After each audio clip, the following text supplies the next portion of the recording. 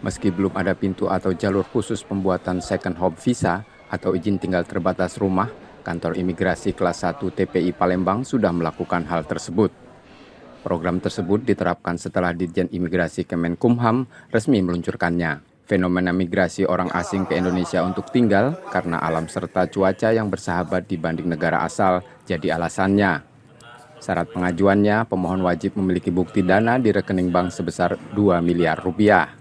Ada kebijakan baru lagi yaitu second home visa. Jadi second home visa ini ditargetkan oleh Direktur Jenderal Imigrasi untuk menarik crazy rich dari luar negeri untuk bisa stay di Indonesia, investasi sebagai investor, tapi tidak bekerja. Kalau bekerja dia tetap menggunakan IMTA, izin dari Disnaker. Jadi ini merupakan kebijakan yang diharapkan dapat menarik minat investor, orang-orang kaya dari luar negeri untuk bisa tinggal di Indonesia, dan masa berlakunya 5-10 tahun.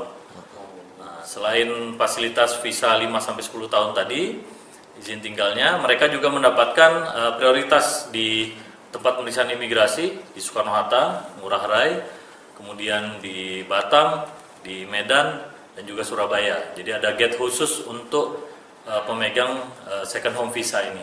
Palembang belum ada, Pak? Kalau Palembang belum ada. Tapi untuk kebijakan second home visanya sudah berlaku seluruh Indonesia.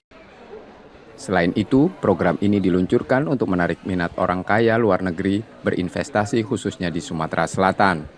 Yudi Kiswanto, Kompas TV Palembang, Sumatera Selatan.